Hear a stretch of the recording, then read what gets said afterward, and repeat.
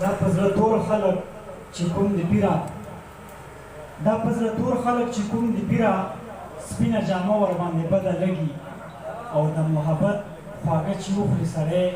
د جنګ نامه ورباندې بده لګي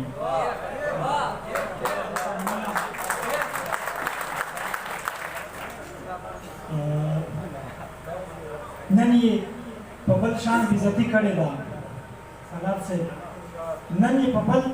شان بېزتي کړې ده یو سړي د ځان بېزتي کړې ده ما هم لیونو پورې خندلي دي ما هم د ګریوان بېزتي کړې ده